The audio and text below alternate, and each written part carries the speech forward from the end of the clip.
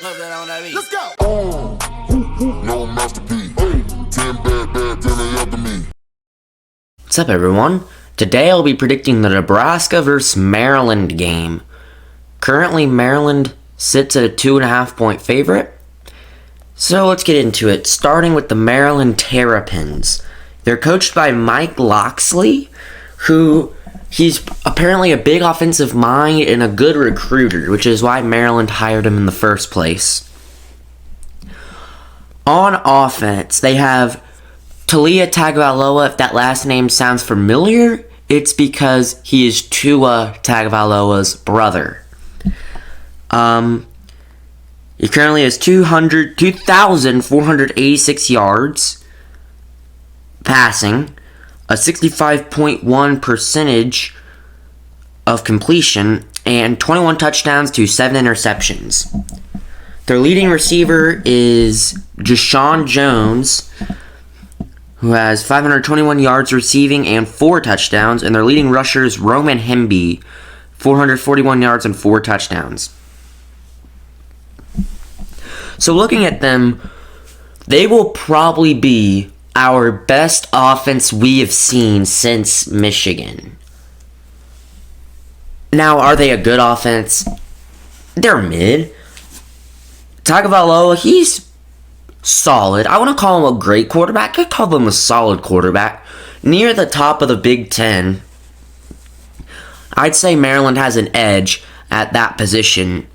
Receivers, they got some pretty good receivers down there. And rushing, I wouldn't be too worried about their rushing. Their top rusher is 441 yards through 9 games. Like I said, I wouldn't be too worried about their rushing. Our rush defense being at home, I think we'll handle them well. It's through the air that I'm worried about. We haven't seen, other than Michigan and Colorado, we haven't seen an offense that is pass heavy or really good at the pass. So, and Colorado, obviously it was a bit too early to tell, and we were just all off that game. And Michigan, they had to make a couple lucky catches there. Well, no, just one, but Michigan is a top caliber offense, I think. So, our pass defense will be tested. It was tested a bit against Michigan State. Michigan State, they pushed the pass a bit more than I thought they would. And they got a touchdown out of it. It should not have been a touchdown, but whatever.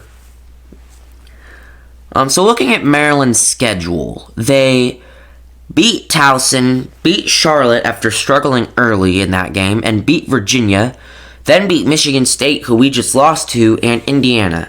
And then they went on a skid, getting beat by Ohio State, Illinois, Northwestern, and Penn State. And Penn State, they got beat 51-15. Maybe that's a tough game to recover from. Physical, demoralizing. I think that could help our chance.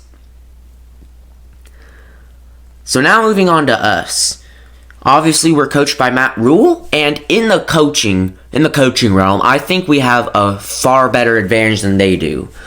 Locksley is a good coach. I wouldn't say he's a great coach. Matt Rule, he's physical. He knows what he's doing. Our defensive coordinator, Tony White, he's doing some good things on that side of the ball. Marcus Satterfield, not doing great. He had some decent blocking schemes in the Michigan State game, but our offense hasn't been doing good enough. If he gets fired at the end of the year, I wouldn't be too surprised. But anyway, so at the quarterback position, Heinrich Haarberg had a pretty bad game against Michigan State, and there's been a lot of talk as to who's going to be the starter. It will still probably be Haarberg, but do not be surprised if we see Jeff Sims or Chubba Purdy.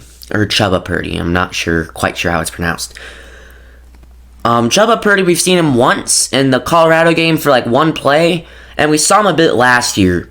He was mobile, but he wasn't the greatest passer. Although he does seem like he'll make some smarter decisions than Heinrich Harburg.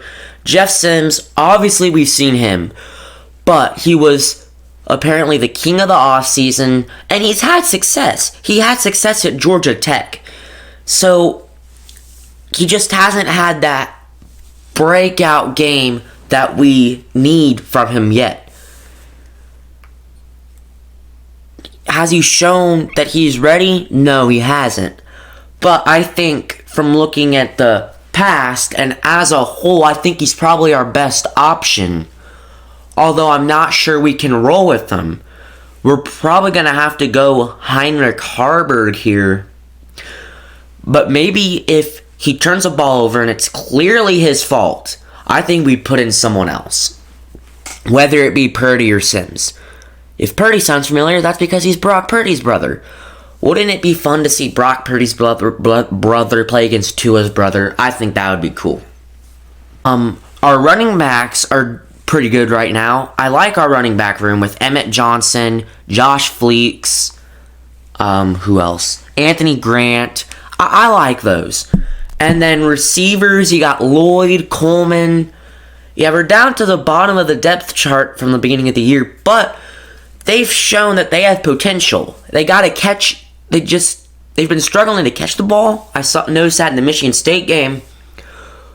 But like I said, they do have potential to be great receivers and might be the future of our program. On the defensive side of the ball, our D-line is going to stop their rushing attack. I think we will stop their rushing attack pretty good. They'll probably rush for some more yards than we're used to, but I'm not worried about the rushing attack there. For me, it's the passing attack that I'm a bit more worried about, because our passing defense, like I said, hasn't been tested very much. And I think it will be tested, although with it being at home, I think we will respond to the task very well. Our special teams. We made some questionable decisions there. Put Billy Kemp back there just to fair catch it. I get it, you want to catch the ball, and we've been struggling with that. But the way our offense was playing, you want to return it so we get some better field position. Because our defense was always put into some difficult situations because Michigan State got good field position because we had to punt it when we were deep in our own territory. So maybe try Ethan Nation. I think that would be our best option if we want to return the punt. If we want to catch the punt, I would stick with Kemp. And I'm actually not quite sure if Kemp will be even available on offense, like the full thing. We'll have to wait and see about that. So, the final prediction. Like I said, we have an advantage in coaching. It is a home game for us, which I really like. And you know what? I think I'm less worried about this game than I am the Michigan State game. Because in the Michigan State game, consider this. It was senior day. It was their last winnable home game.